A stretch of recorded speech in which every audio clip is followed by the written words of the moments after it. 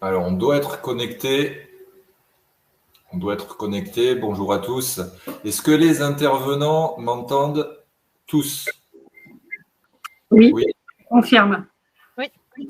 Marc? Ok, Oui. très bien. Donc, je m'appelle Manuel Julier, je suis journaliste animateur et j'animerai ce 13e colloque Amiante organisé par la CARSAT Nouvelle-Aquitaine et la DRETS Nouvelle-Aquitaine, colloque qui s'intègre dans le cadre du PRST Nouvelle-Aquitaine. Je suis accompagné aujourd'hui de Cécile Clément-Farou, d'ingénieur conseil à la CARSAT Aquitaine et qui joue le rôle aujourd'hui de spécialiste de la plateforme Webikeo pour nous. Vous ne le voyez pas, mais il y a aussi Aurélien Mansart de la DRETS Nouvelle-Aquitaine qui sera notre modérateur. Alors, je vous rappelle que ce colloque se déroule en 3 sessions d'1h30 chacune. On a déjà eu un premier webinaire le 5 mai qui était consacré à l'actualité scientifique et juridique autour de l'amiante. Aujourd'hui, on a donc le 2e webinaire et le 3e webinaire sera celui du 17 mai qui clôturera ce colloque. Quelques points techniques incontournables pour que tout se déroule bien aujourd'hui. Vous pouvez poser toutes vos questions dans le chat à droite de votre écran. Alors, nous y répondrons. On ne répondra pas à toutes les questions aujourd'hui parce que vous êtes, là je vois déjà 135 en ligne. On imagine un petit peu si tout le monde pose ses questions, ça fait quand même pas mal de réponses à apporter. Ceci dit, nous répondrons quand même à toutes les questions et nous vous enverrons les réponses ensuite dans un document. Vous pourrez également télécharger nos supports après le webinaire. Alors, le support, c'est quoi? C'est tout simplement le déroulé de chaque intervenant, le PowerPoint, le PDF de chaque intervenant. Une rediffusion sera également disponible à l'issue de ce webinaire. C'est la diffusion du replay Webikeo, mais elle sera doublée d'une vidéo que nous uploaderons sur la page de la CARSAT Aquitaine, la page, le compte YouTube, la chaîne YouTube. Si vous avez des problèmes techniques, nous avons aussi en bas de cet écran à droite une assistance technique, un petit bouton aide avec un point d'interrogation. Ce sera votre meilleur allié si vous avez un problème. Quelques précisions enfin sur le déroulé de cette session. Elle va donc durer 1h30. L'allocution de chaque intervenant dure 20 minutes et je serai assez impoli pour couper l'intervenant qui aura dépassé cette limite parce que sinon on sortira tous beaucoup trop tard et il y a des gens qui même connectés ont des obligations. À l'issue de chaque allocution de 20 minutes, 10 minutes de questions. Donc ce sont des questions que notre modérateur aura sélectionnées parmi toutes les questions que vous pouvez poser pendant chaque intervention et nous on les pose à l'intervenant qui y répond, si possible.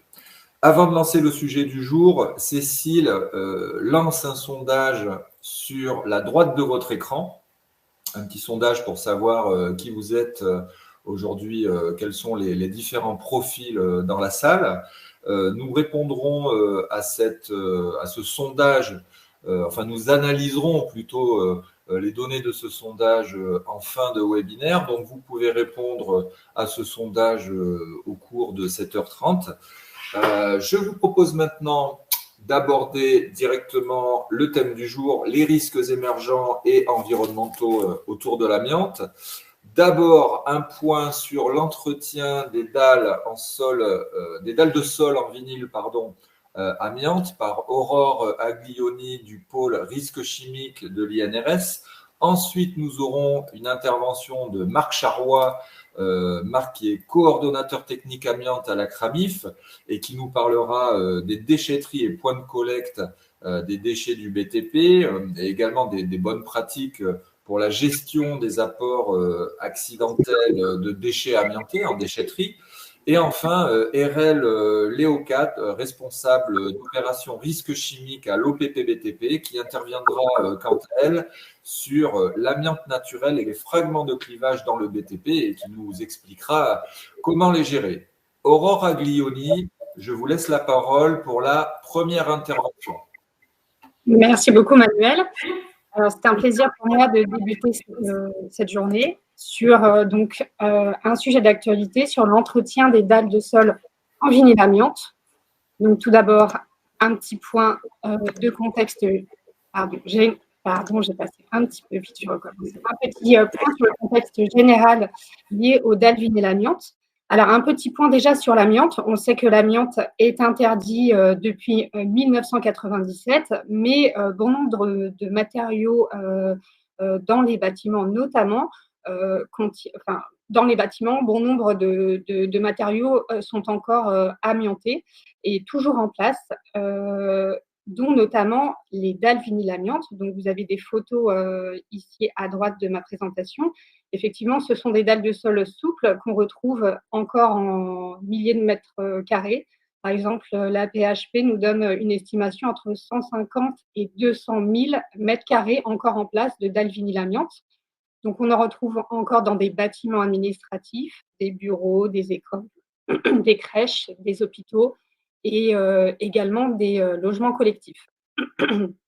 Se pose donc la question de la fréquence où on retrouve ces matériaux dans bon nombre de bâtiments, mais également de leur état de conservation, c'est-à-dire qu'on en retrouve en bon état qui ont été vraiment bien entretenus et d'autres qui le sont moins, sont par exemple rayés, voire décollés. On voit par exemple la colle apparente, la colle qui a servi à coller ces dalles, qui peut être encore apparente.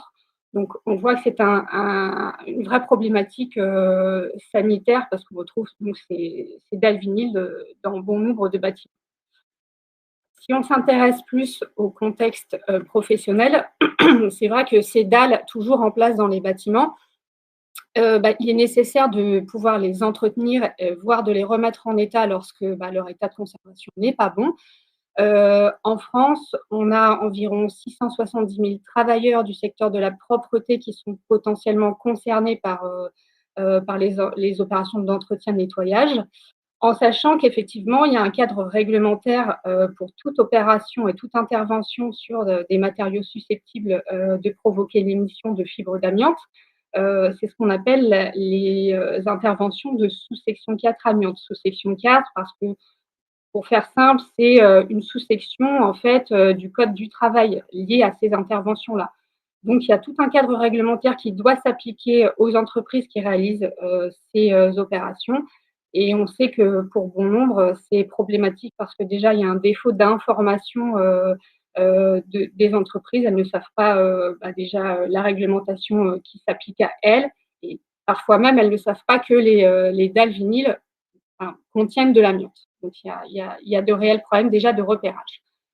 Alors, sur l'entretien et la remise en état des dalles vinyle amiante, il y a plusieurs techniques. Donc, on peut faire soit de l'entretien un peu plutôt quotidien, hebdomadaire, de lavage plutôt manuel, mais on peut également utiliser des moyens mécanisés avec des disques abrasifs. Donc, par exemple, vous voyez les photos à droite, donc c'est plutôt des monobrosses. Et là, compte tenu du fait que c'est vraiment mécanique et abrasif, on peut vraiment savoir que ça pourrait mettre plus de fibres d'amiante si on entretient et donc si on racle la surface des dalles qui contiennent des fibres d'amiante, ça peut mettre en suspension et mettre des fibres d'amiante dans l'air. La fréquence de ces opérations de nettoyage et d'entretien est variable selon la nature des établissements, de l'état initial des DVA. Par exemple, est-ce qu'on va peut-être plus remettre en état des dalles qui sont vraiment fortement abîmées quotidiennement, par exemple dans des hôpitaux où il y a des chariots, des lits qui passent quotidiennement. Et puis aussi l'occupation des locaux, ça c'est un vrai problème de pouvoir réaliser ces opérations en site occupé. Donc voilà, il y a vraiment une problématique qui s'est posée sur le risque d'exposition lié aux opérations de nettoyage et d'entretien des dalles vinyle amiante, autant pour les salariés, on va dire, que pour la population générale, parce que ça peut émettre des fibres dans les locaux où sont réalisées ces opérations de nettoyage.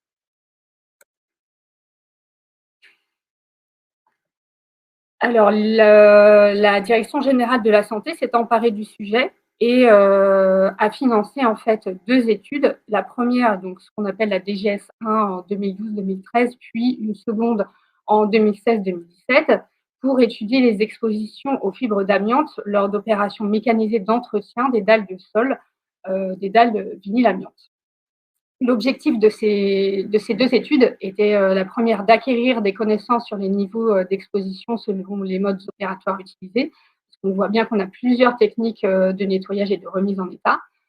De vérifier s'il y avait un transfert possible des fibres qui sont générées et émises lors de ces opérations dans les eaux de lavage et permettre de voir comment on pourrait gérer les consommables liés à ces opérations de nettoyage.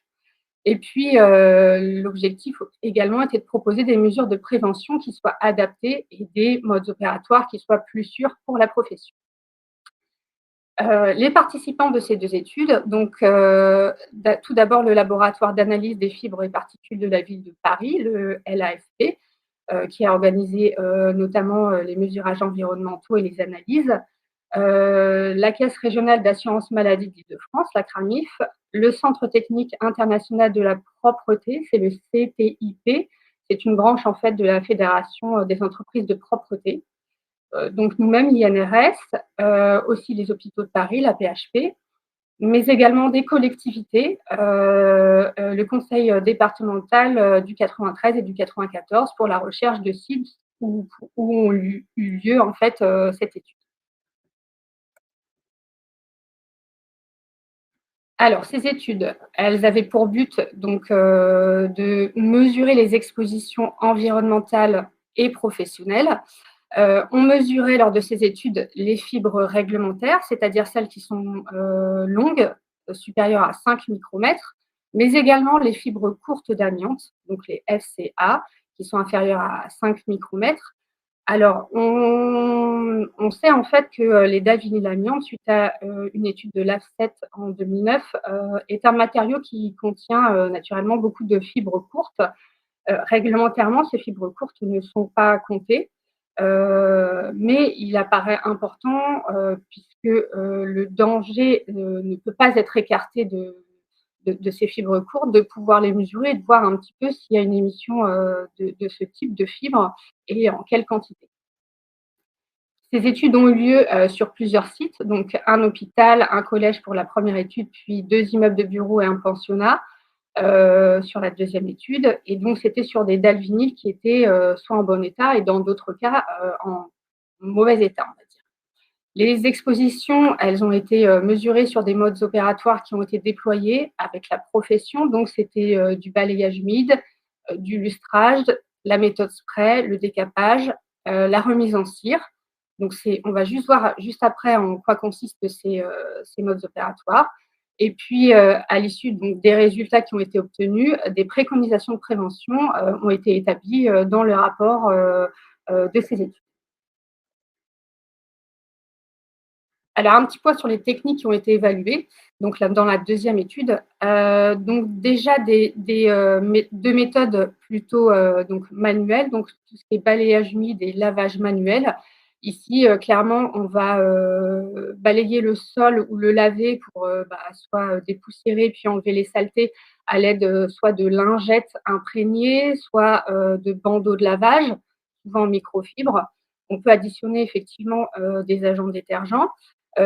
Les fréquences de ces techniques, c'est quotidien, voire hebdomadaire. Hein, c'est l'entretien vraiment régulier en fait des dalles de sol. 2 autres méthodes qui sont mécanisées, elles qui sont donc la première méthode, c'est la méthode spray. Elle est utilisée donc avec une monobrosse et un disque rouge. Je vous ai remis en fait dans ce tableau vraiment les conditions dans lesquelles ont été évalués en fait ces niveaux d'exposition, puisqu'on a les vitesses de rotation, les pressions en fait de la monobrosse sur le sol. Et les produits produits détergents qui ont été utilisés. Donc la méthode spray avec le disque rouge, elle, c'est une méthode en fait qui permet de nettoyer, de rendre un peu moins terne le sol. Elle a une fréquence bimensuelle à mensuelle. Une autre méthode, c'est le lustrage. Ça consiste vraiment à donner de la brillance aux dalles de sol. Là, c'est des monobrosses avec un disque blanc et cette technique est plutôt utilisée de façon mensuelle à bimestrielle. Et puis, une technique aussi de remise en état, c'est-à-dire qu'une fois que les dalles vraiment sont ternes ou sont en mauvais état, on va pouvoir les décaper, puis les remettre en état par l'application de souvent 3 couches de cire qui va vraiment leur donner de la brillance et de la protection pour éviter qu'elles émettent ensuite plus de fibres d'amiante dans l'air. Donc, c'est l'étape préalable à cette mise en cire, c'est l'étape de décapage, donc eau mouillée. Là, c'est avec toujours une monobrosse et là, avec un disque noir. Et c'est vraiment une étape, une technique qu'on utilise plutôt de façon annuelle, enfin moins fréquente. Au niveau des résultats qui ont été obtenus dans cette étude, donc déjà, il y a plusieurs mesures et analyses qui ont été effectuées. Donc déjà, avant les interventions, il y a eu des points zéro, c'est-à-dire des analyses environnementales qui permettaient de voir si déjà il y avait un bruit de fond en fibre d'amiante, c'est-à-dire qu'est-ce qu'il y avait une pollution initiale en fibre d'amiante. Donc tous les résultats qui ont été obtenus sont inférieurs au seuil en fait de 5 fibres par litre, c'est le seuil de gestion de santé publique. Au-dessus de 5 fibres par litre, c'est ce qu'on appelle, on va mettre en place en fait des travaux, on considère qu'il y a une pollution. Pendant l'intervention, il y a eu des prélèvements autant sur opérateur que environnemental. Là, sur opérateur, on place notre curseur à 10 fibres par litre, qui correspond en fait à la valeur limite d'exposition professionnelle sur 8 heures. Donc là, ce n'est pas des calculs de valeur limite d'exposition professionnelle qui ont été calculés, c'est juste, voilà, c'est un repère. On va juger si les résultats sont supérieurs ou non à 10 fibres par litre. Donc, sur opérateur, les résultats des fibres d'amiante réglementaires sont inférieurs à 10 fibres par litre et également celles pour les fibres courtes d'amiante.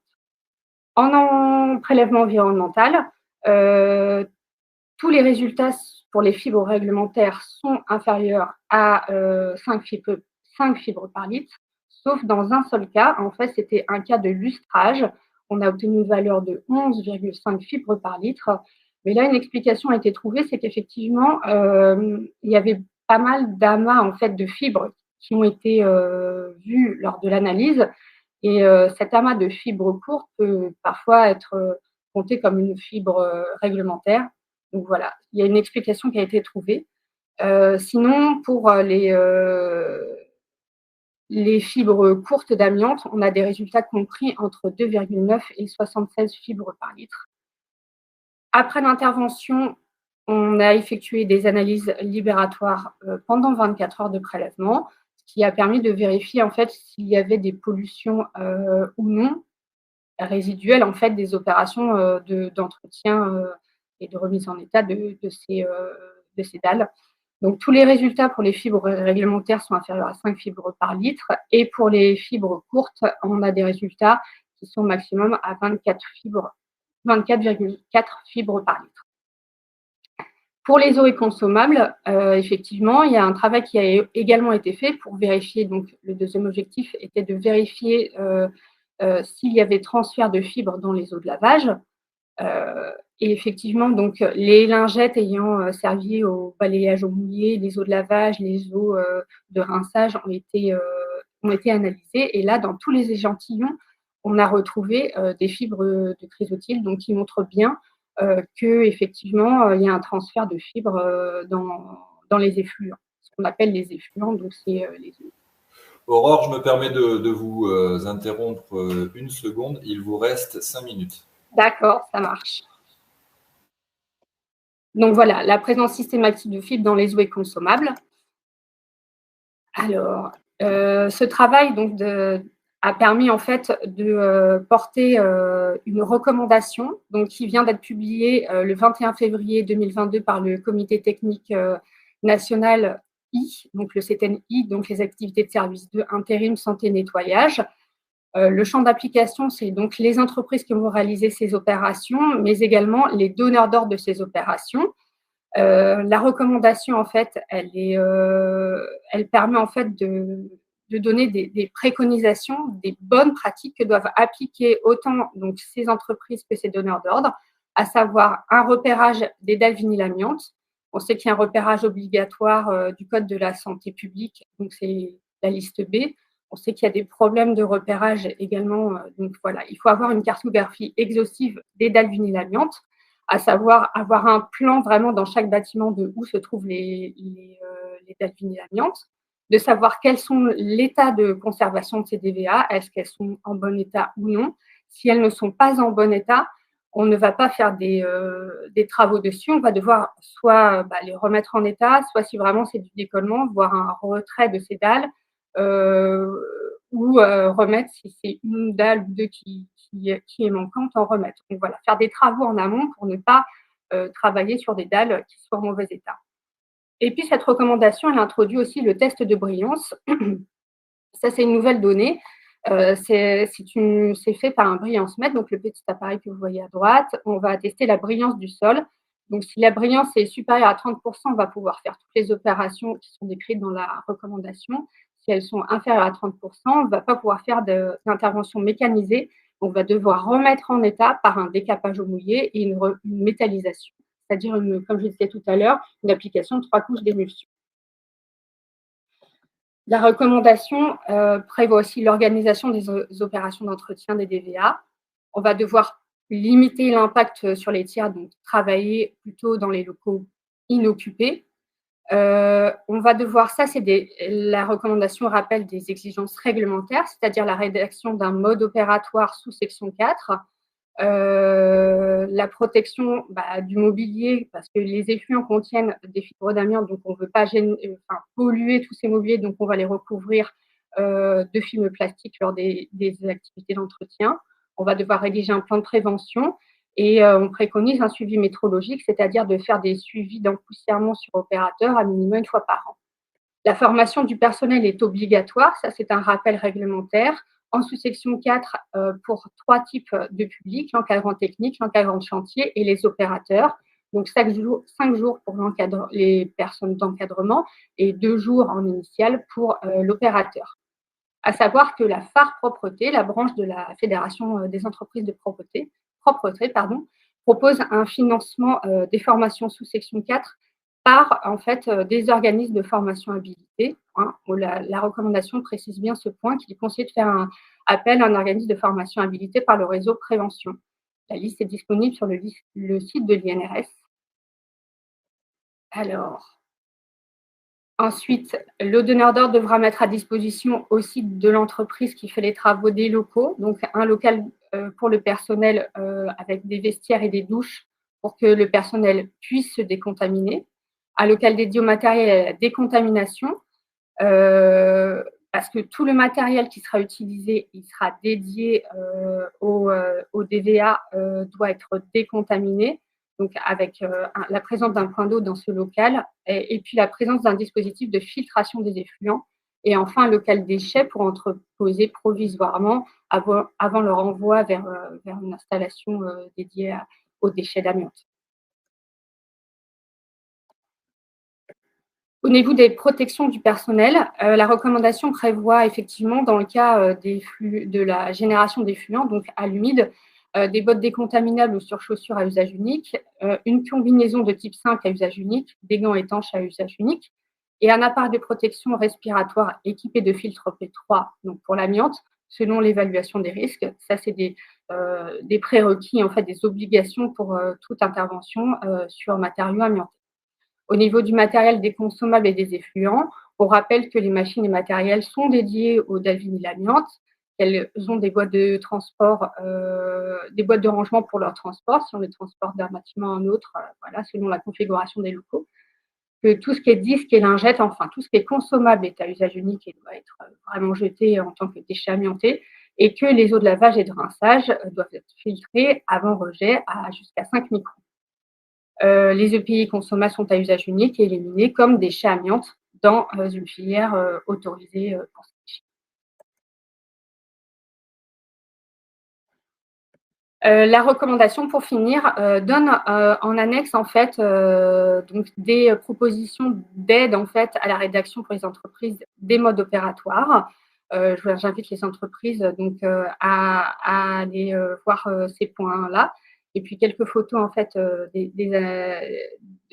à droite là que vous voyez sont faites, ont été prises pendant l'étude. Et pour finir, donc je dirais effectivement que tout ce qui est décapage à sec, enfin toute intervention à sec est à proscrire, vraiment le décapage à sec. On a vraiment montré déjà auparavant dans une étude de la CRAMIF en 2001, je crois, qu'effectivement il y avait des émissions en fibres de l'ordre de 1600 fibres par litre, donc qui vraiment sont importantes et nous amène vraiment à proscrire ce type d'intervention.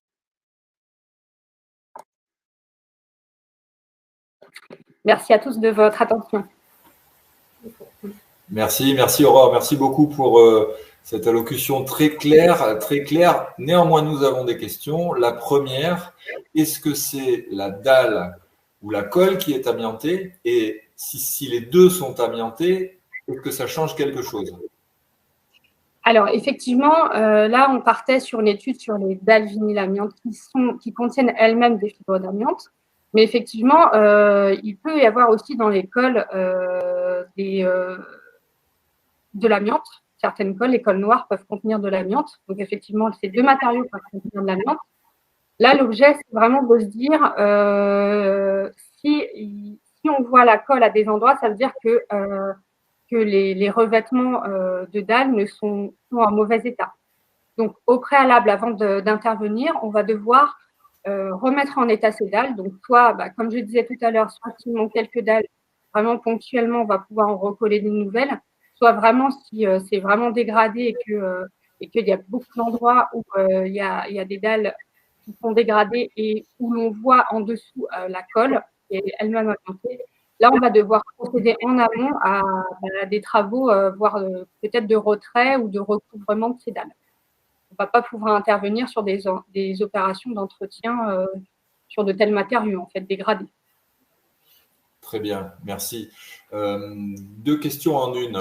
Avec les fibres courtes, est-ce qu'on sort du cadre réglementaire et pourquoi les mesurer, ces fibres courtes? Est-ce que nos auditeurs doivent comprendre qu'il va y avoir une nouvelle réglementation, qu'il y aura une future évolution réglementaire avec ces fibres courtes? Alors moi, personnellement, je ne suis pas devin et je ne fais pas la réglementation, donc je ne vais pas pouvoir m'avancer sur l'évolution possible de la réglementation dans ce sens-là. Moi, je n'ai pas connaissance de modification de la réglementation et l'inclusion en fait du comptage des fibres courtes d'amiante. On sait quand même que ça a été démontré scientifiquement que les fibres réglementaires, c'est celles qu'on compte, c'est celles qui vont aller dans l'organisme. C'est des longues et fines en fait. C'est pour ça qu'on les compte, c'est celles qui vont pénétrer dans l'organisme et rester en fait dans le système respiratoire ou dans d'autres organes et qui vont provoquer des maladies liées à l'exposition à l'amiante. Donc pour le moment, on ne compte plus les réglementaires. Effectivement, là, cette étude a porté effectivement sur les fibres courtes parce que déjà, c'est un indicateur du vieillissement, en fait, de l'état de dégradation du matériau. Donc, ça peut être un indicateur dans ce sens-là. Après, elles n'ont pas lieu d'être comptées lors des analyses, aussi bien environnementales que sur opérateurs, lors des mesures des entreprises lorsqu'elles réalisent ces interventions. D'accord, très bien. Pour les interventions fréquentes sur les DVA, est-ce que vous préconisez une technique en particulier parmi les différentes techniques que vous avez étudiées et dont vous avez parlé dans votre intervention? Alors, effectivement, on peut se dire que l'entretien des sols dans n'importe quel type de bâtiment qui reçoit du public, hôpitaux, écoles et autres, c'est des activités qui sont quotidiennes. Donc, les agents d'entretien vont réaliser vraiment fréquemment ces opérations. Donc, il serait bien peut-être de privilégier des techniques qui ne génèrent pas d'effluents puisque comme je le rappelle et comme j'ai dit lors de la présentation, on retrouve des fibres d'amiante dans les effluents. Ce qu'il faudrait, c'est peut-être essayer de voir sur des techniques vraiment manuelles par des bandeaux qui sont déjà imprégnés. C'est-à-dire, on peut faire le lavage manuel par des bandeaux imprégnés. Donc, comme ça, on ne génère pas d'effluents et on jette vraiment ces bandeaux à l'issue de ces opérations de nettoyage comme déchets amiantés. Et donc là, on se prémunit en fait de gérer les effluents, de les filtrer et c'est des techniques vraiment je pense, à aller vers ces techniques-là. D'accord, très bien. Est-ce que c'est le personnel d'entretien qu'on doit former quand on est en sous-section 4? Est-ce que c'est les opérateurs d'entretien, les techniciens d'entretien qui doit former en sous-section 4? Est-ce que c'est le personnel d'entretien?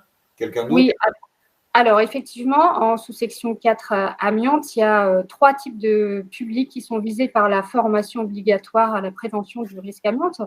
Donc, il y a le personnel encadrant technique qui, lui, c'est la personne qui, dans l'entreprise, est plutôt en charge des procédures, de rédiger, par exemple, les modes opératoires, les fiches de poste, qui a des données un peu technico-commerciales, qui va, par exemple, passer les marchés.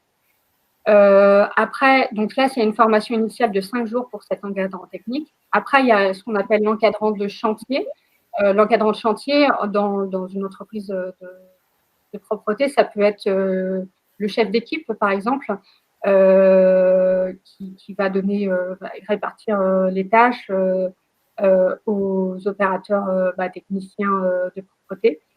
Donc, pour s'intégrer à notre encadrant de chantier, effectivement, il y a aussi 5 jours en initiale de formation. Et puis, effectivement, il y a vraiment l'opérateur, le technicien de propreté, lui, qui va vraiment aussi être formé, qui doit être formé aux gestes professionnels. Il a 2 jours de formation en initiale. Et effectivement, comme je disais, on recommande vraiment de passer par un organisme de formation habilité par le réseau prévention, parce qu'ils ont des messages de prévention. Donc, on est déjà allé les voir. On sait que, donc avec les CARSAT, on sait qu'ils ont par exemple des plateformes habilitées, donc ils ont le matériel. Il faudra vérifier effectivement que les plateformes ont bien le matériel nécessaire. Le matériel utilisé par les entreprises de propreté pour vraiment montrer les techniques à utiliser lors de ces formations. D'accord. Une autre question également technique, hein, d'ailleurs, quand on voit la typologie des questions, on imagine que vous êtes nombreux, qu'il y a pas mal d'entreprises qui nous regardent aujourd'hui. Qui réalise les tests de brillance dont vous avez parlé tout à l'heure? Alors, normalement, ce sera, je pense, l'entreprise qui sera en charge de l'entretien des alvéoles de l'amiante. Donc, vraiment l'entreprise de travaux qui va réaliser ces tests de brillance. Après, je pense que le donneur d'ordre aussi doit veiller à ce que soit réalisé ces tests de brillance et puis que ce soit fait un peu conjoint.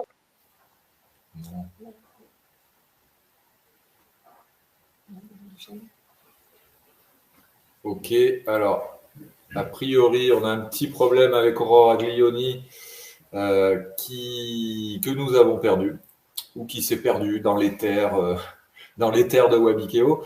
On va enchaîner avec Marc Charrois. Alors, Marc Charrois qui nous présente ici un travail sur les déchetteries et les points de collecte sur les déchets du BTP. Il va nous parler des bonnes pratiques pour la gestion des apports accidentels de déchets amiantés. Marc, c'est à vous. Alors, juste avant que vous preniez la parole, à nouveau, Aurore nous apparaît. Désolé, il y a eu un petit. Il y a eu un petit. Voilà, il y a eu une petite déconnexion. On passe tout de suite à l'allocution de Marc Charrois. Marc, c'est à vous. Merci Manuel, bonjour à toutes et tous. Effectivement, je vais vous parler de la thématique des déchets contenant l'amiante issus du secteur du BTP. Et tout de suite, il me semble important, au-delà du sommaire bien évidemment, de vous parler du contexte. va vous parler rapidement des guides de bonne pratique qu'on a rédigés avec les professionnels, de la gestion des apports accidentels de déchets amiantés, c'est bien là le cœur du sujet de ce colloque, de cette thématique, et des outils, quelques indications sur les ressources disponibles. Déjà le contexte, alors vous avez les producteurs de déchets, hein, ce sont des industriels, des donneurs d'ordre, des maîtres d'ouvrage, lors de leurs opérations sur matériaux contenant l'amiante lors du retrait, par exemple, des particuliers qui peuvent aussi faire des travaux avec la connaissance ou pas d'amiante. Alors, on a bien évidemment les repérages que vous connaissez, les repérages dits santé publique, la liste A et B, c'est des matériaux contenant l'amiante. Les repérages avant travaux qui se réalisent donc dans un périmètre de travaux, mais vous avez eu des indications lors des précédentes interventions, je ne vais pas m'étendre dessus, des repérages complémentaires, des recherches complémentaires, tiens, j'ai un matériau, est-ce qu'il contient l'amiante, je vais faire un prélèvement d'échantillon, je vais faire analyser. Et puis des diagnostics avant-vente dans les immeubles bâtis, ça c'est le cadre réglementaire. Ensuite, eh bien, vous avez, selon que le matériau contient de l'amiante ou pas, deux grandes filières. Alors, le matériau est amianté, détecté comme tel, il va finir dans des installations de stockage de déchets ou en inertage. La région Aquitaine est pourvue du site de Morsens, notamment. En ISDND avec alvéole amiante, ce sont des matériaux dangereux, mais avec cette possibilité de stockage dans des alvéoles amiantes. Là, c'est pour la filière déchets amiantés. Et puis, vous avez tous les autres matériaux, y compris d'autres matériaux dangereux, parce que bien évidemment, il n'y a pas que l'amiante, qui vont, eux, transiter notamment vers les déchetteries, vers les centres de négoce matériaux, les distributeurs de matériaux, les plateformes qui mettent à la disposition de leurs clients des moyens de collecte de déchets. Donc là, on est sur de l'apport volontaire. Typiquement, ce sont des artisans. Les centres de regroupement de déchets est là à des fins de valorisation. Donc, on va pouvoir identifier finalement différents sites vers lesquels vont transiter tous les autres matériaux qui contiennent pas de l'amiante. Et bien évidemment, ces matériaux-là, soit ils partent en recyclage pour le plus grand nombre, on peut l'espérer, en installation de stockage de déchets inertes ou en ISDND. À l'issue de cette réflexion sur les filières, le BRGM en 2017 a souhaité évaluer, finalement a fait une étude sur le gisement de déchets amiantés, qu'il estime aujourd'hui à 640 000 tonnes par an. C'est le gisement total de déchets amiantés.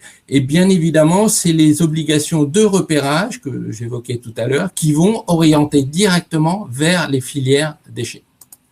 Ce que nous dit également le BRGM, c'est que d'après son étude, il y a 50% de déchets amiantés qui ne sont non captés, c'est-à-dire qui échappent entièrement aux filières autorisées. Donc là, on n'est plus dans la filière des déchets avec amiante détecté, mais on se retrouve dans les filières plus classiques dans lesquelles on peut retrouver de l'amiante. Et là, eh bien, évidemment, si on retrouve de l'amiante, on a des expositions possibles et des protections à mettre en œuvre. Le problème, c'est qu'on ne va pas forcément détecter la présence d'amiante puisque ça a échappé au scope du repérage initial. Quand le repérage a eu lieu, on sait aussi très bien qu'il n'y a pas forcément de repérage systématique, notamment chez les particuliers. Alors, bon, maintenant, quand on a des déchets amiantés, on se pose la question de savoir eh bien, où on peut les évacuer. Et là, vous avez la source d'information principale, c'est sinoe.org, qui recense les sites autorisés à recevoir par type de déchets, hein, pas uniquement l'amiante, les filières avec les adresses possibles. Vous avez aussi, quand on est particulier, la mairie de son lieu d'habitation, la communauté de communes, le département, la région, qui peuvent également transmettre des informations. Également les professionnels, vous allez en déchetterie, vous dites, ben voilà, j'ai quelques plaques de fibrociment à déposer qui contiennent vraisemblablement de l'amiante. Les déchetteries peuvent être en mesure de vous communiquer la filière qui pourra accepter ces matériaux. Mais il faut bien l'admettre, l'information, elle est difficile à obtenir quand on a des matériaux qui contiennent de l'amiante, notamment quand on est un particulier ou même un artisan. Ben, l'idéal, c'est de connaître le contexte économique local, le tissu économique qui nous permettra d'identifier plus facilement les filières. Et puis, ben, il faut reconnaître qu'il faut être assez vertueux. Hein. Il faut des fois faire plus pour pouvoir se débarrasser finalement d'un matériau. Tout ça, bien évidemment, en dehors des coûts, ça accentue également les dépôts sauvages. Alors, face à ces constats, nous avons réfléchi avec les professionnels sur eh bien, qu'est-ce qu'on pouvait identifier comme moyen de protection à mettre en œuvre. Donc, on s'est rapproché directement de la Fédération nationale des activités de dépollution de l'environnement, l'AFNAD, également de FEDEREC BTP. On a signé une convention en région Île-de-France il y a quelques années. Et on a fini cette étude aujourd'hui, on va vous en parler. Avec l'INRS, bien évidemment, et donc l'échelon local des services de prévention, la CRAMIF. On a travaillé également avec d'autres partenaires qui ont été intéressés pour partager les réflexions, notamment la Fédération nationale de bois et matériaux, qui a changé de nom depuis, et puis le CEDRE, hein, le syndicat des entreprises de déconstruction, de dépollution et de recyclage, l'échelon régional aussi de l'administration de travail, la DRIET Île-de-France, également des EPCI. J'aurais dû aussi souhaiter, puisqu'ils ont contribué également, l'association Amorce, qui est bien connue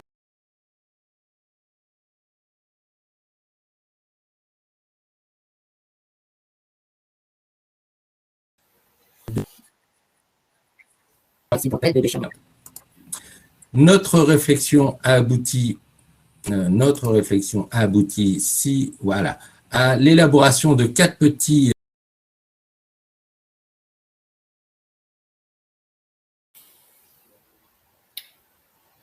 Alors, est-ce que les intervenants comme nous, les autres intervenants ont vu Marc Charrois se désintégrer en plein vol ou pas? Oui, malheureusement. Bon, ça fait beaucoup. Ça fait beaucoup. On va être obligé d'enchaîner. On va être obligé d'enchaîner avec Erel. Si Marc revient, on verra avec Marc pour qu'il reprenne la parole, mais à l'issue de l'allocution d'Erel. Alors Erel, je rappelle que vous avez... Non, on retrouve Marc là ou pas? Non, c'est fini. Plus de Marc. Toujours pas de Marc. Bon. On verra tout à l'heure avec Marc. On passe la parole maintenant, par la force des choses, à notre troisième et dernière intervenant, qui est une intervenante, c'est Erel Léoca, qui fait le point sur l'amiante naturelle et les fragments de clivage dans le BTP et comment les gérer. Donc Erel, on vous écoute et j'ai envie de vous dire bonne chance. Oui, bonjour, je vais espérer qu'il n'y ait pas de problème de déconnexion, ça devrait aller. Donc merci de me passer la parole aujourd'hui. Donc je vais vous parler de l'amiante naturelle, qu'on appelle aussi amiante environnementale, puisque donc présent à l'état naturel dans l'environnement, et de la problématique des fragments de clivage dans le BTP, et donc de comment les gérer. Alors, ah mince, il faut que je prenne la main. Je sais plus comment on fait. Ah ça y est, c'est moi qui bug. Il faut cliquer sur la petite diapo en surbrillance verte en bas. Ah oui, pardon. Ça y est, je reprends mes esprits. Voilà. Alors, donc, concernant le sommaire, donc, je vais vous replacer la problématique des fragments de clivage dans son contexte. Ensuite, il y aura une toute petite partie sur la réglementation du repérage amiante avant travaux, et pour ensuite voir plus en détail les normes de repérage concernées par donc le repérage de l'amiante environnementale. Erel, avant que vous commenciez, on a retrouvé Marc. Marc, si vous arrivez à rester jusqu'au bout de l'allocution d'Erel, on va pas couper plus longtemps, on reviendra sur votre allocution au niveau où vous vous êtes arrêté. Alors c'est un petit peu c'est déstabilisant, mais je pense que c'est le mieux. On va laisser RL parler et à la fin des questions d'RL, on revient sur votre intervention. Est-ce que c'est d'accord pour vous? Oui, bien sûr. Ben, excusez cette interruption qui est complètement involontaire, vous en doutez bien. Bon, à tout de suite alors. Comme vous voulez, moi j'ai pas commencé. Hein. Si les gens sont encore sur le sujet de, parce que là, il va falloir se concentrer quand même sur l'amiante naturelle. Donc. Alors, on va se concentrer sur l'amiante naturelle. Allons-y. D'accord. Bon, je continue. Depuis 2012 à peu près, hein, on a pu observer un certain nombre d'arrêts de chantier donc, sur les chantiers de TP principalement, puisque lorsqu'il y a eu analyse des enrobés bitumineux, il y a eu identification de l'actinolite amiante. Donc il y a eu une certaine incompréhension puisque à l'époque, donc avant 97, c'était de l'amiante type chrysotile qui a pu être ajoutée dans certains enrobés bitumineux dans le liant. Et donc c'est là que a émergé entre guillemets la problématique de l'amiante naturelle et des fragments de clivage. Les fragments de clivage, ce sont des particules qui sont définies au niveau dimensionnel, en tout cas qui ont les mêmes critères dimensionnels que les fibres minérales réglementaires. Alors là, je parle bien des fibres minérales naturelles, hein, pas artificielles comme les laines de roche ou ces choses-là, et donc ces fragments de clivage ont aussi la même composition chimique ou les mêmes compositions chimiques que l'amiante, puisqu'il y a plusieurs variétés d'amiante. Alors à cette époque, donc à ce moment-là, les ministères de l'Environnement, de la Santé et du Travail ont saisi l'ANSES, qui est l'Agence nationale de sécurité sanitaire, sur ce sujet et à 2 reprises. Alors entre-temps, il y a certaines agglomérations comme par exemple Bordeaux Métropole qui a mis à disposition notamment des maîtres d'ouvrage, des entreprises, un guide qui est très bien fait sur la gestion de ces enrobés amiantés. Et donc pour revenir sur les travaux de l'ANSES, dans son premier rapport, je reviens en arrière puisque c'est le rapport de 2015, l'ANSES avait comme objectif de faire un état des lieux des connaissances sur les effets sanitaires de ces fragments de clivage. Et donc c'est dans ce rapport-là que l'ANSES a défini la notion de particules minérales allongées d'intérêt, qui désigne donc ces fragments de clivage de certaines espèces minérales et les amiantes, toujours donc répondant aux critères dimensionnels des fibres réglementaires inhalables. En l'absence en fait de données épidémiologiques et toxicologiques sur les effets sanitaires de ces fragments de clivage, l'ANSES a recommandé d'appliquer un principe de précaution, c'est-à-dire d'appliquer l'ensemble des réglementations relatives à l'amiante à ces PMAI, donc à ces fragments de clivage, qui, je le répète, hein, ont les dimensions des fibres réglementaires. Alors, ensuite, il a été demandé à l'ANSES de travailler sur ces particules minérales allongées, d'identifier les sources d'émissions de ces PMAI donc dans les filières du BTP et aussi de proposer des protocoles de mesure de ces PMAI dans les matériaux et dans l'air. L'une des conclusions de ce rapport, c'est qu'il y a un manque, en tout cas, de données sur l'exposition au PMAI. Et donc, l'ANSES a cette fois-ci recommandé que soient conduites des études exploratoires donc sur l'émissivité des matériaux contenant ces espèces minérales d'intérêt et sur les niveaux de concentration en PMAI dans les différentes filières du BTP, afin donc d'évaluer l'exposition des travailleurs, enfin l'exposition potentielle des travailleurs et de la population générale au PMAI. Donc le gouvernement s'est engagé dans la réalisation de ces études exploratoires et s'est retourné vers l'OPP-BTP afin que cet organisme coordonne ces campagnes de mesurage. Voilà donc pour la partie contexte. Maintenant, je vais rentrer vraiment plus dans le détail de c'est quoi ces fragments de clivage par rapport à l'amiante. Vous allez bien comprendre, enfin j'espère en tout cas cette problématique. Alors, il faut imaginer un matériau, donc par exemple une roche, qui contient à la fois des faisceaux d'amiante, qui sont schématisés en bas à gauche de la présentation, et d'autres minéraux qui sont plus allongés, qui sont par exemple des amphiboles. Bref, et donc lorsqu'il y a une action mécanique sur ces matériaux, des poussières minérales vont être libérées. Et parmi ces poussières libérées, donc, vous allez avoir ces fibres d'amiante qui vont être séparées de ces faisceaux. Et alors, pardon, j'ai eu une erreur. Bon, j'espère que vous m'entendez toujours. Oui, on t'entend. Et donc, ces faisceaux vont libérer des fibres, même on appelle ça aussi des fibrilles parce qu'elles sont très très fines. Elles peuvent être comment courbes, un peu comme un peu un cheveu, mais beaucoup beaucoup plus fin. Et donc, ce sont ce qu'on appelle les variétés asbestiformes, et l'amiante en fait partie. À côté de ça, les autres minéraux, en fait, eux, ils vont se casser sous l'effet de cette action mécanique pour aussi donner des particules qui vont avoir les dimensions des fibres, mais ce n'est pas vraiment des fibres. Et donc, les bords sont plus irréguliers. La morphologie est assez différente, en fait, des variétés asbestiformes, et c'est ce qu'on va appeler les fragments de clivage. Alors, concrètement, à quoi ça ressemble? On peut regarder les photos. Alors, j'ai du mal avec mes flèches. On peut regarder des photos obtenues au microscope électronique à balayage.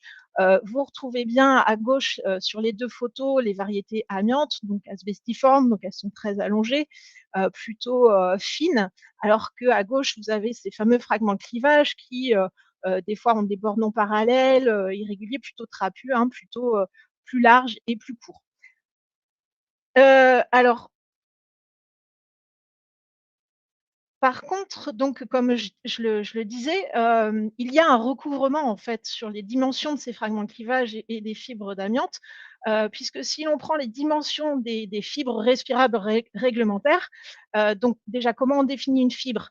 Il faut que cet élément ait une longueur 3 fois supérieure à la largeur. Donc là, on parle de fibre.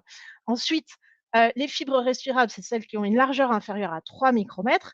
Et ensuite, celles qu'on regarde dans l'air, ce sont les fibres dites longues qui ont une longueur supérieure à 5 microns. Et donc, on voit que dans certains cas, donc les particules de fragments de clivage et les fibres d'amiante ont les mêmes dimensions.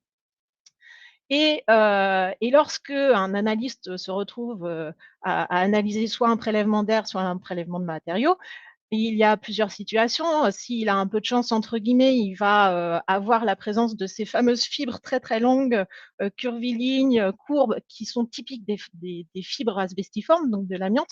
Mais par contre, s'il se retrouve dans le cas où il a uniquement les fibres et les particules qui sont là dans les colonnes de gauche et du milieu, là, l'identification, la distinction entre ces deux types de particules va être plus compliquée, surtout s'il y a peu de particules et peu de fibres. Donc voilà, d'où la complexité en fait au niveau analyse et identification de ces fragments de clivage et de l'amiante. Alors, je ne maîtrise pas les flèches, je suis vraiment navrée. En France, on utilise la méthode la plus adaptée, en fait, la méthode d'analyse la plus puissante pour identifier ces fibres minérales, puisqu'on l'a vu, enfin, en tout cas, il y a 3 critères d'identification d'une fibre minérale. On a vu qu'il y avait la partie dimension qui permet de dire que c'est une fibre. Ensuite, la partie chimie qui permet de dire que c'est quelle espèce minérale c'est. Et ensuite, la partie cristallographie qui permet de valider le fait que ce soit un minéral. Et alors, il faut bien avoir en tête que l'amiante, en fait, c'est 6 variétés d'amiante avec des compositions chimiques différentes. Je vais pas toutes les citer là, mais donc vous avez bien les 6 variétés d'amiante et leurs équivalents non amiante, non asbestiformes, donc non réglementaires. Mais parfois, elles portent le même nom, ce qui porte aussi à confusion. En tout cas, toutes ces espèces minérales font partie de ces PMAI dont j'ai parlé précédemment. Et pour aider les entreprises, la DGT a écrit une note qui est sortie le 9 juillet 2018 pour rappeler que les fragments de clivage ne sont pas ce n'est pas de l'amiante et donc ce n'est pas réglementé, mais que la réglementation poussière trouve pleine application dans la gestion de l'éventuel risque d'exposition aux fragments de clivage, donc notamment en mettant en œuvre des mesures de prévention collective et individuelle, notamment les abaissements de niveau d'empoussièrement par des procédés, par exemple, d'humidification. Donc voilà déjà une première bille pour gérer cet éventuel risque. Alors maintenant, pour la partie réglementation, Alors ici, on vous a mis un logigramme du guide amiante à l'attention des médecins qui synthétise les démarches des entreprises pour travailler sur matériaux amiantés. Alors, ce qu'il faut retenir, c'est que le repérage des matériaux amiantés, donc c'est bien le donneur d'ordre qui doit le faire en amont de tous travaux, et c'est lui qui doit ensuite spécifier si les travaux interviennent en sous-section 4 ou sous-section 3 et faire appel à la bonne entreprise. Alors, donc, l'obligation de repérage, en tout cas pour l'évaluation du risque d'exposition des travailleurs à l'amiante, est obligatoire depuis 2012 pour toute activité susceptible de provoquer l'émission des fibres d'amiante. Donc là, on retrouve bien la date de 2012, là, des débuts d'arrêt de chantier qu'on a vu au tout début de la présentation. Et ensuite, en 2017, il y a un décret qui a défini les 6 domaines d'activité. On connaît bien le domaine des immeubles bâtis. Celui qui va nous intéresser aujourd'hui, c'est le domaine 2 des terrains, ouvrages de génie civil et infrastructures de transport. Alors, il y a à ce jour 5 arrêtés d'application qui ont été publiés pour les autres domaines, pas pour le domaine qui nous intéresse, et on attend la publication de 2 arrêtés. Vous allez voir pourquoi par la suite de la présentation. Et en plus de ça, il convient d'ajouter aussi l'arrêté du 1er octobre 2019 qui concerne tous les secteurs, puisqu'il il est relatif aux modalités de réalisation des analyses sur les matériaux et produits susceptibles de contenir de l'amiante, donc sur tous ces matériaux. Et donc, il y a 7 normes qui sont publiées à ce jour. Et donc, pour le domaine 2, on a en fait 2 sous-domaines, puisque lors des travaux de normalisation, en fait, les membres ont réalisé, ont argumenté sur le fait qu'il fallait en fait extraire et séparer les terrains amiantifères des autres infrastructures. Et donc, il y a une norme spécifique pour les ouvrages de génie civil, les infrastructures de transport et les réseaux divers, et une autre norme spécifique pour l'amiante environnementale, donc l'amiante naturelle, qui s'appelle études géologiques des sols et roches en place. Donc là, cette norme-là est uniquement pour l'amiante naturelle, alors que la première norme, là, concerne à la fois l'amiante industrielle et l'amiante naturelle. Alors, pour regarder un peu rapidement en détail la norme NFX 46-102, alors, ce qui est intéressant, entre guillemets, dans cette norme, c'est d'aller voir les annexes, puisque c'est là que sont vraiment précisées les méthodologies pour chaque sous-domaine d'application, entre guillemets, donc les enrobés, les ballasts, les canalisations, les ouvrages de génie civil. Et en plus de ça, il y a 2 guides qui sont en cours d'élaboration, un guide spécifique pour les donneurs d'ordre et un guide opérateur de repérage. Ce sont des guides d'application, donc d'aide en fait à l'application de cette norme. Et ces guides vont rappeler les différents processus, les différents rôles des acteurs et aussi comment gérer une commande de RAT. Alors, c'est soit RAT avec un seul A ou 2 A, c'est repérage amiante avant travaux, et donc donner des billes concrètes sur les préparations des commandes, comprendre les conclusions aussi des missions de repérage. Je vous coupe juste une seconde, Eren, pour vous dire qu'il vous reste 6 minutes. Ça marche, merci. Donc maintenant, on va parler de du repérage de l'amiante naturelle, avec la norme NFP 94001. Donc c'est une norme du domaine de la géotechnique. Alors, il faut bien comprendre que cette norme, elle est très spécifique par rapport aux autres 5 domaines, pardon. On parle bien d'amiante environnementale, dans le titre, on l'a vu, études géologiques. Donc là, c'est une norme qui porte sur les roches et sols en place. C'est-à-dire que ce sont des matériaux qui n'ont pas subi d'action anthropique. Par là, on n'entend pas d'action humaine, donc pas de travaux de terrassement, pas au préalable ou des choses comme ça. Ensuite, vont être exclus de cette norme, justement les matériaux qui ont subi une action anthropique entre guillemets, donc les matériaux de dragage, les sols remaniés, les remblais et aussi, à côté de ça, le renouvellement d'exploitation pour les carrières. L'arrêté relatif à cette norme devra préciser les compétences de l'opérateur de repérage, qui est dans ce cas-là un géologue opérateur de repérage. Et donc, il devra justifier d'une formation initiale en géologie, d'une expérience professionnelle et en plus de ça, une formation complémentaire spécifique sur le repérage de l'amiante environnemental. L'arrêté spécifiera aussi les départements qui sont dispensés, c'est-à-dire pour lesquels il n'y aura pas d'obligation de repérage, puisque c'est sur ces territoires-là, il n'y a pas, enfin en tout cas les roches de ce territoire, ne présentent pas de susceptibilité de présence, d'amiante.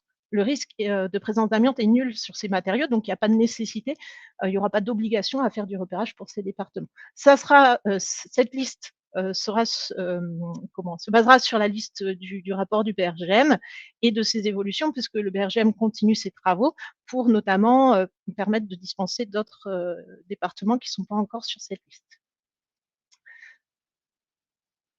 Alors, l'une des étapes du géologue opérateur de repérage, ça va être de regarder justement les cartes de susceptibilité amiante du BRGM. Donc, c'est bien des cartes qui représentent la susceptibilité de présence d'amiante dans les roches du sous-sol, donc dans les roches en place. Ça ne cartographie pas, par exemple, les remblais.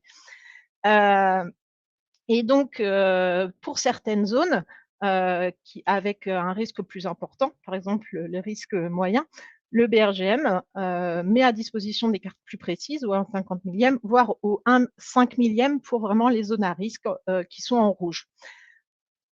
Donc, cette notion d'échelle est importante. Par exemple, cette carte ne peut être lue qu'au 1 millionième et n'est pas suffisante pour, par exemple, l'échelle d'un chantier.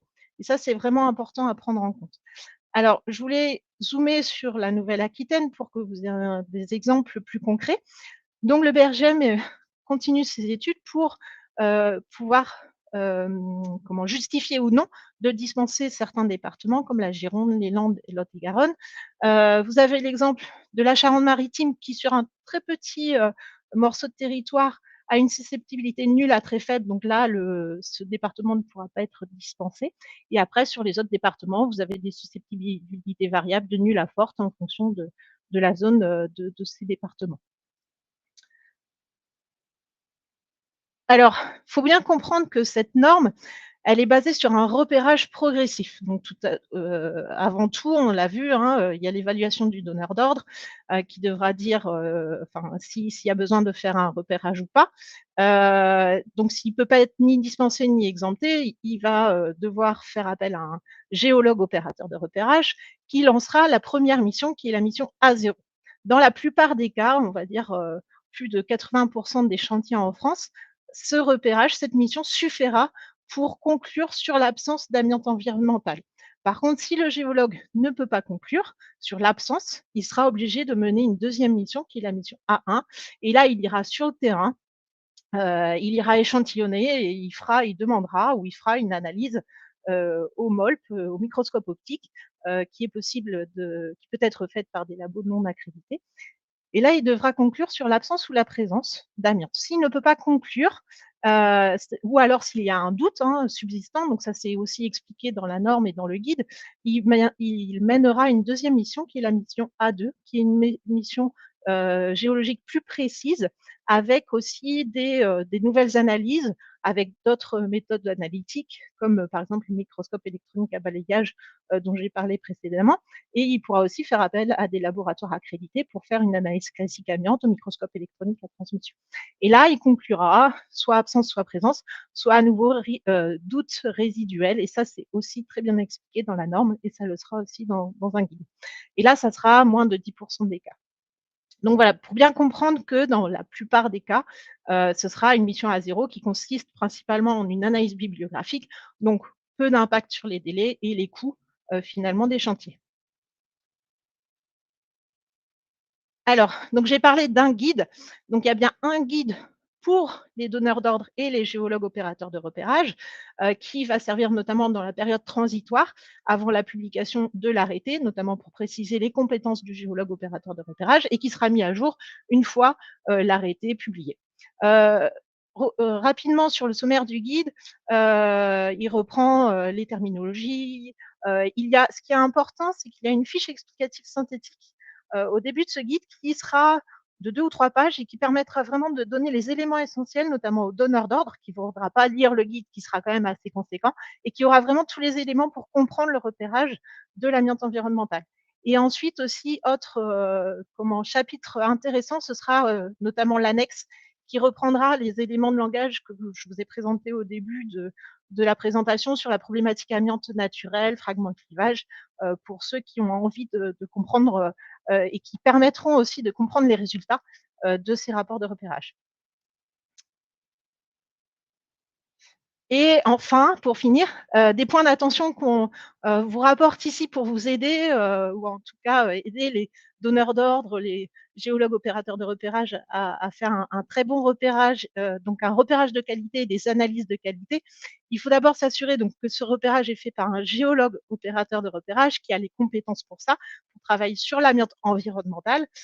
Ensuite, que le laboratoire d'analyse a bien la bonne portée d'accréditation pour faire les analyses sur les matériaux naturels. Ici, on vous a rappelé les portées d'accréditation qui sont précisées dans le document Lab Inf 44, notamment pour les matériaux naturels avec la portée 3 et 4, et pour les matériaux et produits qui ont une charge minérale susceptible de libérer de l'amiante, donc des enrobés, avec la portée 5 et 6.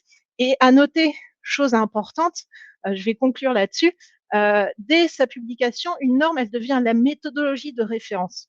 Même si l'arrêté n'est pas encore sorti, tout donneur d'ordre a intérêt en tout cas à demander à ce que le repérage soit fait selon cette norme, qui donc devrait satisfaire aux exigences de l'arrêté lorsqu'il sera entré en vigueur, et donc qui devrait être considéré comme conforme. Et ça change tout, puisque ça veut dire qu'on fait les choses bien dès le début et qu'on n'a pas à revenir en arrière après. Donc voilà, j'espère que j'ai pas dépassé, que vous avez compris ce que j'ai raconté, et puis voilà, je suis disponible pour les questions. C'est parfait, vous avez cliqué sur les bons boutons, tout s'est bien passé. La formation géologue en France, elle est vraiment complète. Merci. Des questions pendant 10 minutes. Nous avons des questions. Alors, peut-être une première question. Comment rechercher les PMAI dont vous avez parlé? Parce que l'un des invités, l'un des participants nous dit que il ne figure pas dans les RAT ces PMAI.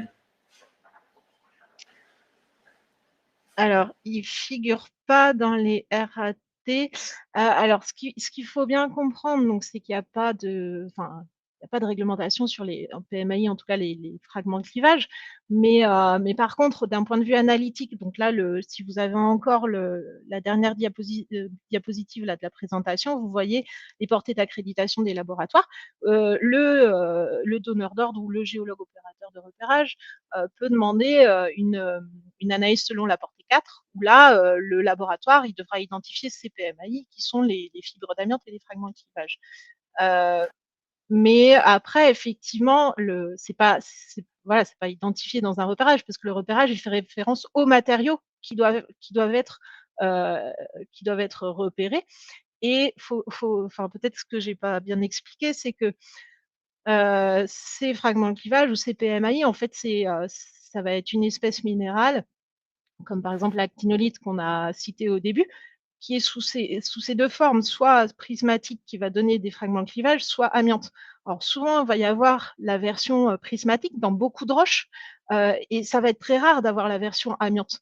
Mais souvent, elles sont associées. En tout cas, s'il y a des fragments de clivage, s'il y a de l'amiante, c'est qu'il y a aussi souvent des fragments de clivage. Mais par contre, il peut y avoir la version actinoïde prismatique sans qu'il y ait de l'amiante avec. Enfin, voilà, la petite subtilité. Mais j'espère avoir répondu à la question, mais j'avoue que j'ai pas. On ne pose pas que des questions faciles. On pose pas que des questions faciles. Vous parliez des fragments de clivage, on a une autre question. Est-ce que, et c'est la question qui revient à la source un peu d'ailleurs, les carrières, est-ce qu'elles sont obligées de faire analyser leurs matériaux pour rechercher des fragments de clivage? Il y a un suivi des carrières pour cette présence d'amiante. Ça dépend, si je dis pas de bêtises, c'est l'aspect plutôt réglementaire, ça dépend aussi des arrêtés préfectoraux. Et je vais pas m'étendre sur le sujet parce que j'ai vraiment pas envie de dire des bêtises. Mais en tout cas, ce que j'ai un peu cité au début par rapport au domaine d'application de la norme, ce sera lorsqu'il y aura une demande d'extension en fait des carrières sous condition, hein, j'ai pas mis dans le détail le titre de ce domaine d'application de la norme, mais sous condition. Voilà, c'est là en tout cas qu'il y aura une obligation pour les carrières. Mais bon, je veux pas voilà, je veux pas m'étendre sur le sujet, c'est pas un sujet que je maîtrise très bien. Une autre question, est-ce qu'on nous demande comme ça de but en blanc, est-il prévu une liste de géologues compétents en repérage? Parce qu'il y aurait des géologues incompétents peut-être, je ne sais pas, c'est bizarre. On va pas Non, balancer les collègues. non, c'est c'est comme pour la section 4, il n'y a pas non plus de liste enfin, il me semble, hein, d'opérateurs enfin pas d'opérateurs, pardon. Non, je prends pas l'exemple, mais non, enfin, il y a pas de raison qu'il y ait une liste rouge, une liste noire ou une liste verte pour les géologues opérateurs de repérage, les bons, les mauvais. Normalement, ils auront tous la même formation, ils auront tous répondu aux exigences de l'arrêté qui spécifierait bien les compétences, les expériences. Alors, c'est comme dans tout domaine, hein, la géologie, c'est plusieurs disciplines. On prend par exemple la médecine, vous aurez un chirurgien dentiste, vous n'allez pas lui demander de faire une analyse oculaire ou le travail d'un ophtalmologue. Donc, si vous prenez un paléontologue qui étudie les fossiles pour identifier l'amiante dans les roches, ça va poser un problème. Mais après, si la personne elle a eu l'expérience professionnelle qui lui a permis d'acquérir les connaissances, il faut avoir un background, pardon pour le mot en anglais, mais au moins un bac plus 3. Alors, c'est l'arrêté qui le dira, ou un bac plus 5, suivant le type de mission de repérage. Mais voilà, il faut être géologue et en plus, après derrière, il faut avoir une spécialisation, une spécificité sur le repérage de l'amiante environnementale. Il faut connaître certaines choses de la géologie, spécifiquement la minéralogie, ce qu'on appelle la géologie structurale, ça va être tout ce qui est fracture, faille. Enfin voilà, c'est un domaine très complexe et c'est vraiment pas trivial. Enfin, c'est un sujet qui demande vraiment une expertise, quoi. L'amiante environnementale, l'amiante présente dans les matériaux naturels, parce que justement, il y a ces fibres interférentes, hein, les fragments de clivage, qui vont rendre difficile l'analyse, l'identification et le rendu de résultats. Je rebondis sur ce que vous étiez en train de dire. Pourquoi on confie la mission de repérage amiante naturelle aux géologues et pas aux opérateurs de repérage, des opérateurs qui auraient une mention? Et pourquoi on n'intègre pas ces nouvelles missions aux missions géotechniques qui existent déjà? Alors déjà, pour répondre à votre première question, la norme, elle porte bien son titre, hein, repérage amiante environnementale, études géologiques. Donc, je me répète, on va pas demander à quelqu'un qui a fait des études de sophrologie, je sais pas, à faire une analyse de carte géologique ou une analyse de carte de susceptibilité amiante. Enfin, on a vu rapidement ces cartes de susceptibilité amiante, ça demande un niveau de lecture. Pour apprendre à lire une carte géologique, il faut 3 ans d'études, une licence. Donc, on ne peut pas dire à n'importe qui, tiens, prends la carte géologique, dis-moi s'il y a de l'amiante ou pas. Et déjà, la carte géologique n'est pas suffisante pour ça. Donc, voilà pourquoi c'est nécessairement un géologue opérateur de repérage, un GOR pour les intimes, qui devra faire ce repérage. Ensuite, pourquoi ne pas avoir intégré directement le repérage aux missions de géotechnique? Parce que, à nouveau, pour évaluer, enfin, en tout cas, pour protéger les travailleurs, ce repérage doit avoir lieu bien en amont des missions de géotechnique, parce que là, sinon, on exposerait aussi les travailleurs les géotechniciens, ceux qui feront ces études-là, à un risque potentiel à l'amiante. Donc là, il faut faire vraiment bien en amont ces repérages pour prendre en compte les éventuels délais supplémentaires, puisqu'effectivement, si il y a un doute sur la présence d'amiante, il va falloir faire une mission à 1, à 2, ça va prendre un peu de temps, faire les analyses. Donc, il faut prévoir ça bien en amont des chantiers. D'où voilà, la nécessité en fait, de ne pas avoir intégré ces missions de repérage aux missions de géotechnique. Est-ce que le problème dont on parle là, d'amiante naturelle, de repérage d'amiante naturelle, concerne aussi le bâti?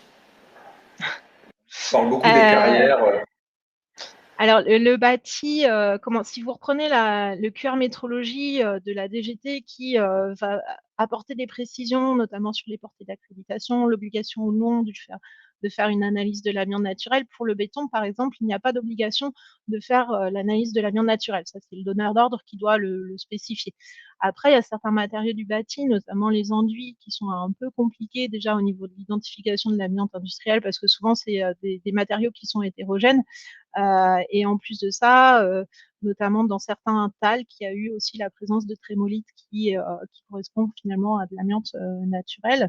Mais l'identification, l'analyse est relativement plus simple que pour des enrobés ou pour des matériaux comme des roches, des granulats. Mais voilà, c'est à peu près enfin, voilà, les deux éléments que je peux vous apporter pour le bâti, mais ça va être voilà. Bien. Alors voilà, ce sera le mot de conclusion pour RL, puisque nos 10 minutes de questions sont écoulées. On va revenir. Merci beaucoup RL. Hein. Merci à vous.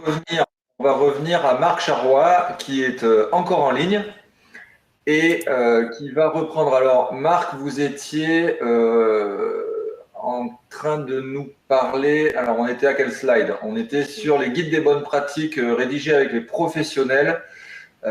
Si on a encore tout bon. Vous reprenez la parole et vous aurez également, à l'issue de votre intervention, droit aux 10 minutes de questions réglementaires. Allons-y, à vous Marc. Oui, merci. De toute façon, comme les déchets arrivent au bout de la chaîne de traitement, il est normal qu'on ait parlé des dalles de sol et des enrobés amiantés juste avant. Voilà. Donc oui, je vous parlais des 4 petits guides qu'on a pu rédiger. Donc je vous invite bien évidemment à les consulter. Vous aurez les liens qui vous permettront directement de les télécharger.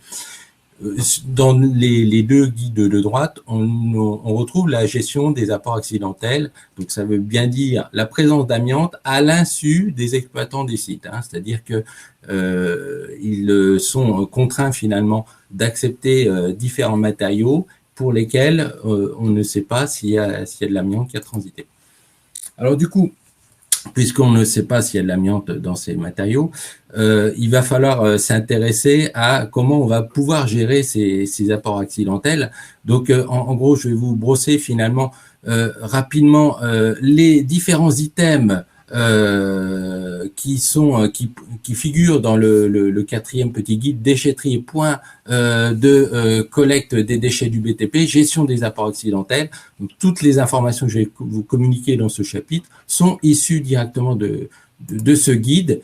Et en premier lieu, il convient de parler d'apports accidentels. Qu'est-ce qu'on appelle des apports accidentels de déchets amiantés? Eh bien, c'est par exemple les contenants de déchets amiantés qui sont inexistants, et c'est souvent le cas, notamment dans les déchetteries ouvertes aux particuliers. Le cas, j'ai un particulier qui vient déposer sans le savoir des plaques de fibrociment qui contiennent de l'amiante parce qu'il n'y a pas eu de repérage, parce que il veut se défaire du cabanon de jardin pour en mettre un autre, par exemple, ou alors des emballages qui sont inadéquats ou déchirés. Ça peut arriver. Là, pour le coup, on a bien identifié qu'il y avait l'amiante, mais on n'a pas le bon emballage. Ou alors, on a déposé des déchets amiantés dans une zone de stockage qui est inappropriée. Donc, il va falloir les reprendre pour les envoyer vers les installations de stockage de déchets dangereux, voire non dangereux.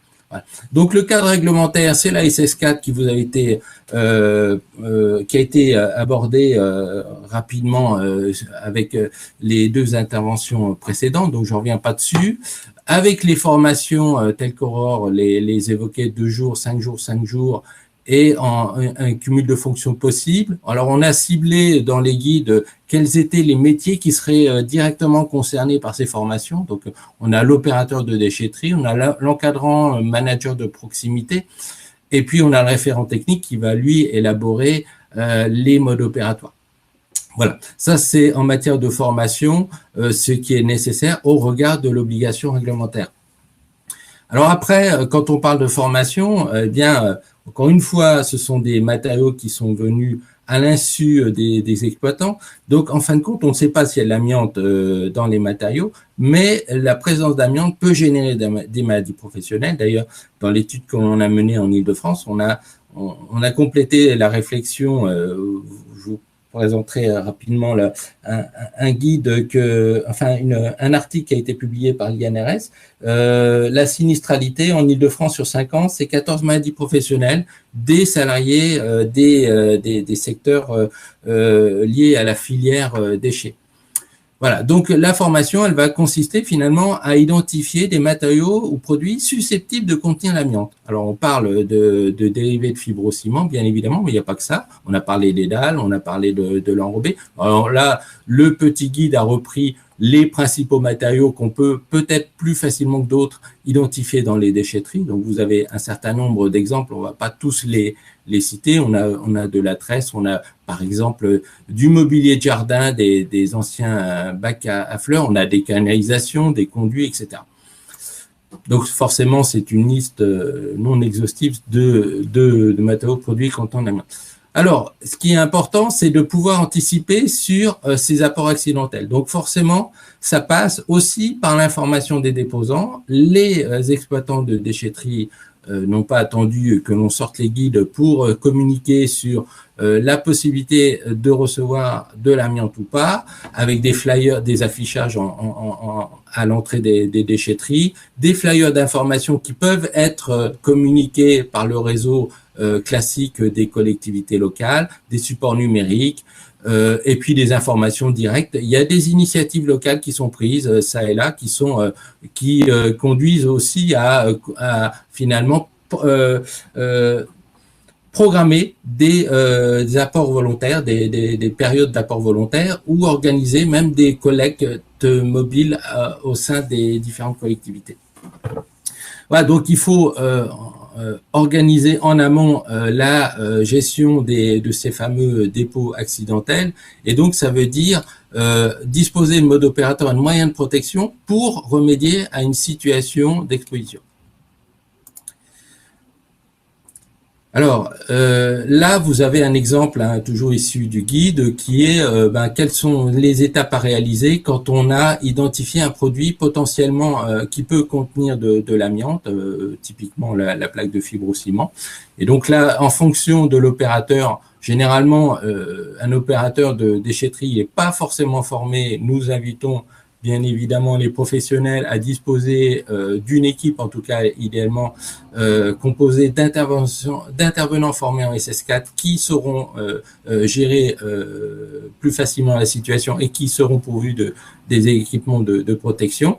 Sachant que quand on identifie un matériau susceptible de contenir de l'amiante dans une déchetterie, il n'y a que le prélèvement d'échantillons et l'analyse qui pourra confirmer la présence ou l'absence d'amiante.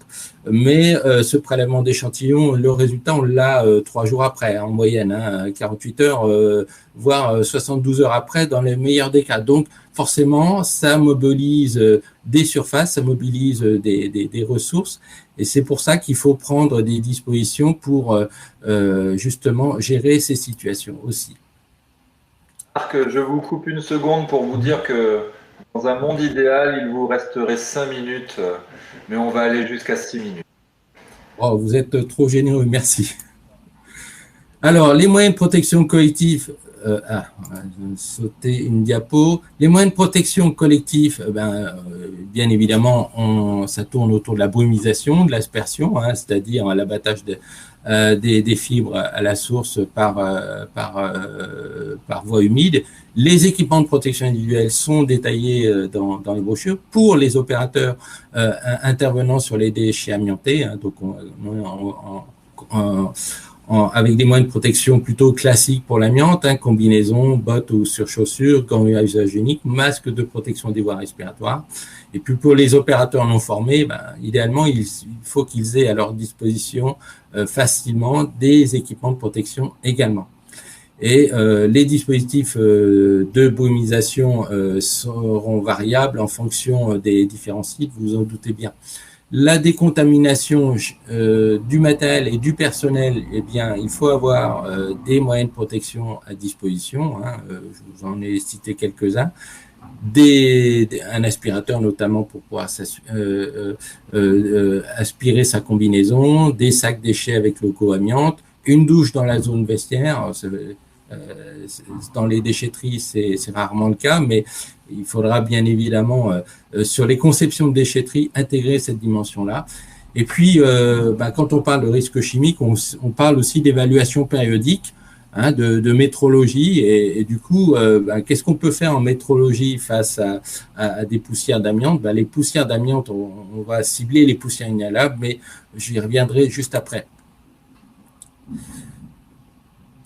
La surveillance médicale, donc classique aussi pour les personnels intervenants, donc surveillance individuelle renforcée avec les fiches d'exposition, avec la fiche récapitulative des expositions en fin de carrière.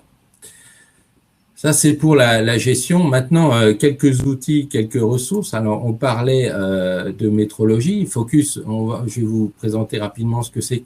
Ce qui peut être mis en œuvre et ce qui a été mis en œuvre dans l'étude qu'on en a menée en Île-de-France, c'est la mesure en temps réel.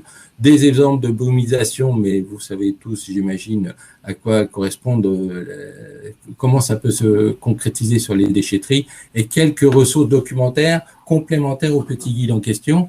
Alors, la mesure en temps réel, qu'est-ce que c'est? C'est on mesure instantanément l'exposition aux poussières inhalables. Pourquoi les poussières inhalables? Justement, les poussières inhalables, on aura toutes les poussières qui seront émises dans une zone de travail, et donc on aura à la fois les fibres d'amiante bien évidemment, mais aussi la silice, le plomb et des poussières globales que l'on va pouvoir retrouver. Donc finalement, le bon traceur en complément de l'amiante, c'est ces fameuses poussières inhalables. Avec un exemple issu de l'étude que l'on a menée en Île-de-France, vous voyez, sur deux cas de figure, on avait un chargement de camion qui était en train d'être opéré près d'une cellule de collecte de déchets en apport volontaire. Et là, donc, il s'agissait de vider la cellule en question. Et vous avez sur la photo de gauche un canon de brumisation qui était à l'arrêt, donc il était présent sur site, mais il n'était pas mis en œuvre. Et à droite, la même situation de travail avec le canon de brumisation. Bon, la photo est petite, je vous l'accorde, mais on sait tous très bien que la brumisation a une efficacité qui se traduit par finalement directement des valeurs. On divise par 6 quand on met la brumisation en marche par rapport à une situation sans brumisation. Et là, le petit diagramme que vous voyez, ce sont les mesures en temps réel. Vous voyez, dans une plage horaire, alors là, de 12h à 12h43, nous avions des pics d'exposition aux poussières inhalables. La partie gauche, encadrée en rouge, correspond au canon de brumisation à l'arrêt, et la partie droite avec le canon de brumisation en marche. Donc on voit nettement un abaissement des poussières inhalables, et ça c'est très parlant vis-à-vis des opérateurs. C'est pour ça qu'on invite les entreprises à faire des mesures en temps réel. Bon, les dispositifs de brumisation sur une déchetterie à quai, on peut très bien mettre en œuvre des rampes de brumisation en tête d'ébène qui couvrent la surface de la benne, et encore faut-il bien dimensionner le système de brumisation, et donc de faire vraiment une étude et un cahier des charges qui définira les conditions techniques d'utilisation et les conditions aussi de filtration et de mise hors jet. Voilà, des autres brochures. Donc là, vous retrouverez dans la revue Hygiène Sécurité du Travail le numéro 264 de septembre 2021 qui reprend finalement l'étude de cas, l'étude que l'on a menée avec l'INRS et nos partenaires, les fédérations en Île-de-France, la brochure ED 6028 de l'INRS qui traite de la thématique déchets amiantés en général, et puis là un dernier décret qui est sorti, qui n'a pas échappé bien évidemment aux professionnels, sur la responsabilité élargie des producteurs de déchets, et ce décret évoque un renforcement du maillage des sites de collecte de déchets. On parle d'au moins un site tous les 10 km ou tous les 20 km en fonction de la configuration géographique le tissu urbain finalement. Donc on peut espérer qu'il y aura davantage de sites de traitement, de collecte de déchets amiantés. Voilà, donc si vous avez des questions, c'est la parole. Pardon, je vous coupe. de manière un peu abrupte, mais c'est il nous reste peu de temps. J'en profite quand même pour signaler à toutes les personnes qui nous suivent que votre intervention, le contenu de votre intervention est à télécharger dans le petit onglet qu'ils ont sur la droite de leur écran, et ils pourront également télécharger les guides sur lesquels vous avez mis les liens. Merci pour cette intervention qui était très complète et finalement très dans l'air du temps, puisque les déchetteries, ça concerne tout le monde et pas seulement les professionnels. On a pas mal de questions pour vous, Marc, et un fil conducteur à toutes ces questions. Finalement, il y a le droit, il y a la prévention, il y a les risques, il y a les préconisations, et puis à côté, il y a la réalité. Et on a l'impression que dans les déchetteries, le personnel n'est pas spécialement formé au repérage des déchets amiantés qui auraient été déposés comme ça de manière un petit peu aléatoire, hasardeuse. Alors, est-ce que le personnel de déchetterie est réellement formé? On va peut-être pas en faire tous des géologues, vous voyez ce que je veux dire. Alors, comment ça se passe très concrètement, et est-ce qu'on est capable de donner un chiffre et de dire aujourd'hui en France 90% des déchetteries ont formé leurs employés à ce repérage? Non, on ne peut pas avancer de chiffres. Ce qu'on peut dire, c'est qu'il y a une prise de conscience des professionnels. D'ailleurs, beaucoup se posent la question de savoir comment gérer ces situations d'apport accidentel. On sait très bien qu'il y a des émissions qui sont possibles et qui peuvent être très conséquentes au regard des empoussièrements qui apparaissent dans la base de Scola. On est environ à 400, un peu plus de 400 fibres par litre quand on remanie des matériaux qui ont été en contact avec de l'amiante en sous-section 4. Vous voyez, donc c'est pas anodin. Bon, après, la thématique se heurte à la principale difficulté, c'est que on n'identifie pas forcément les matériaux qui contiennent de l'amiante. Donc c'est pour ça qu'il y a une prise de conscience à faire. Les professionnels qu'on a pu rencontrer ont pris le dossier à bras le corps, et ont établi des modes opératoires. Pour certains, ont établi un calendrier de formation de leur personne. Ça, on espère que dans les années qui viennent, la situation va s'améliorer. Maintenant, c'est vrai que un grand nombre d'opérateurs sur déchetterie n'est pas formé aujourd'hui. Très bien. Peut-être qu'on a des collectivités aussi, on verra tout à l'heure, selon les résultats du sondage, peut-être qu'il y a des collectivités qui nous suivent aujourd'hui, et peut-être que ces collectivités, elles se demandent comment on fait pour obtenir les informations auprès du prestataire qui gère les déchets. Parce que vous savez, dans les collectivités, la plupart du temps, c'est des prestataires qui gèrent les déchets. Comment on fait pour à se retourner contre le prestataire, mais au moins lui demander des informations sur cette gestion des déchets amiantés? Alors, si on veut...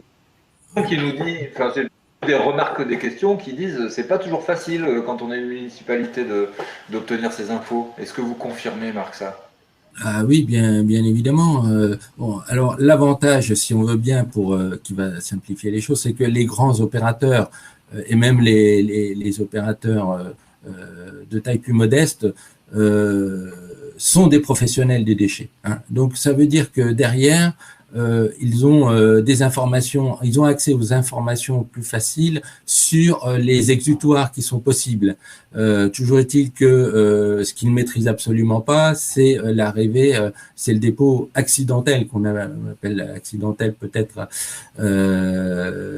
en forçant, ça force le trait de la réflexion en tout cas de déchets amiantés, mais les professionnels de toute façon, même réglementairement, doivent avoir identifié les différentes filières. Je prends par exemple les négoces de matériaux qui, pour certains, mettent en place des cellules de collecte de déchets pour leurs clients, typiquement des artisans. Eh bien, ces négoces de matériaux ont eu une obligation à identifier les filières de traitement aval et donc, par là même, peuvent renseigner les artisans. Voilà. Je ne sais pas si j'ai répondu à votre question, mais c'est une information qui doit être disponible, en tout cas vis-à-vis des professionnels. Ça peut être un critère de sélection, j'imagine, aussi lors des appels d'offres pour choisir son professionnel. Oui. Dernière question, peut-être on a encore une minute. Est-ce qu'on peut imaginer que pour que la prévention soit maximale et pour éviter aux opérateurs sur les déchetteries de souffrir des conséquences de l'amiante, il y a des unités mobiles de décontamination qui seront installées partout sur toutes les déchetteries. Est-ce que ça, c'est de la science-fiction ou est-ce que ça existe déjà? Alors, unité mobile de décontamination, ça veut dire opération temporaire, mobile, déplaçable. Éventuellement, il y a aujourd'hui des collectivités, je le disais notamment dans le nord de la France, qui ont organisé la collecte avec des véhicules, hein, donc du coup avec des moyens de protection qui vont se déplacer également. Donc peut-être avec des unités mobiles de décontamination. Je ne suis pas allé jusqu'à ce point de discussion avec eux, mais ils pourraient peut-être confirmer d'ailleurs.